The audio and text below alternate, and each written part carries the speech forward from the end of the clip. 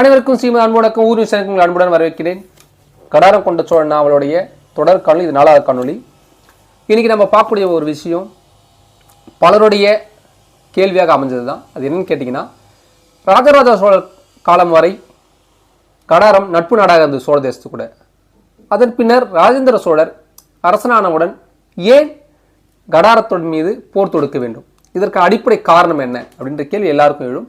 இதனுடைய கற்பனை மற்றும் ஆய்வாளர்கள் கருத்தை வச்சு நான் எழுதியிருக்கேன். அது என்னன்னு படிக்கிற அப்படியே பாருங்க.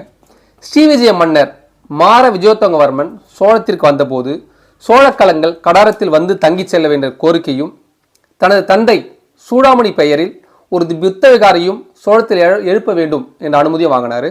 அதன்படி ராஜராஜ சோழர் அனுமதி கொடுத்தார். இந்த புத்த விகாரத்தை எழுப்பியதன் மூலம் அவங்க என்ன செஞ்சாங்கன்னா, கடாரம் சோழத்தின் நட்பு நாடு என்பதை உலகத்தை அறிவிக்கிறாங்க. இது ஒரு முக்கியமான அறிவிப்பு.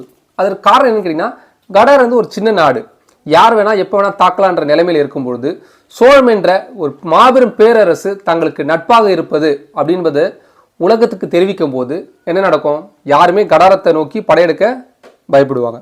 இதை சரியா செஞ்சுட்டாங்க. இதை செஞ்ச உடனே அவர் விஜயோத்தங்கவர்மர் இறந்துடுறாரு கொஞ்ச காலத்துல.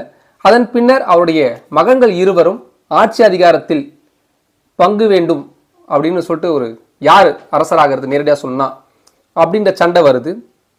அப்பொழுது ராஜேந்திர சோழர் அதில் தலையிடாமல், அது உங்கள் உள்நாட்டு சண்டை, இதில் நாங்கள் வரமாட்டோம் அப்படின்னு சொல்லி தனியாக நிற்கிறாரு. இதுதான் அவங்களுக்குள்ளே இருக்கக்கூடிய முதல் ஒரு பிரிவினைக்கான காரணமாக இருக்கிறது. உள்நாட்டு குழப்பத்தில், உள்நாட்டு ஆட்சி நேரத்தில் சோழர்கள் எப்பொழுதும் தலையிட்டது கிடையாது. தங்கள் நட்பு நாடுகளுக்கு ஏதேனும் பிரச்சனை என்றால் போய் நிற்பார்கள். ஆனால் உள்நாட்டு களங்களுக்குள் சோழர்கள் தலையிடுவது வழக்கம் அல்ல. இந்த சமயத்தை சீனா சரியா கையாண்டு கடாரத்தை தன்னுடைய பக்கம் எடுத்துக்கிறாங்க. காரணம் கேட்டீங்கன்னா, கடாரம் சீனா பக்கம் போயிடுச்சுன்னா சோழத்தை எளிமையா வந்து தாக்கி அழிச்சிடலாம் அப்படின்னு ஒரு சீனா ஒரு கணக்கு போடுது. அதற்கு கைக்கூலியாக கடாரத்தை பயன்படுத்தி இருக்க வேண்டும், இதனுடைய யூகம். இவை அனைத்துக்கும் மூல காரணம் சீனாவுடன் நடைபெறும் வர்த்தகம், மிகப்பெரிய வர்த்தகம். சோழம் எப்படி பெரிய வர்த்தகம் தான், அதே போல சீனாவும் வர்த்தகமா இருந்து. இதுல என்ன ஒரு இதுன்னு கேட்டீங்கன்னா, சோழர்கள் தொடர்ந்து பல ஆண்டுகள், பல நூறாண்டுகளாக பெரிய இடத்துல இருக்காங்க. ஆனால் சீனாவில் வந்து அப்ஸ் அண்ட் டவுன்ஸ் இருக்கு. லாஸ்ட், அதாவது அந்த கடாரப்போர் நடக்கிறதுக்கு முன்னாடி ஒரு 10 வருஷத்துக்கு முன்னாடி அவங்க மிகப்பெரிய பீக்குக்கு போறாங்க. அதாவது சோழ தேசத்துக்கு இணையான ஒரு வளர்ச்சியை அபிவிருத்தியமாக அடைகிறாங்க.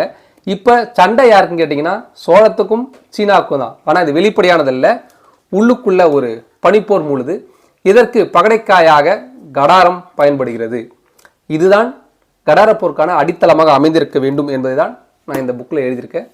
அடுத்த காணொலியில் நாம் இன்னும் ஒரு முக்கியமான தகவலை சந்திக்கிறேன்.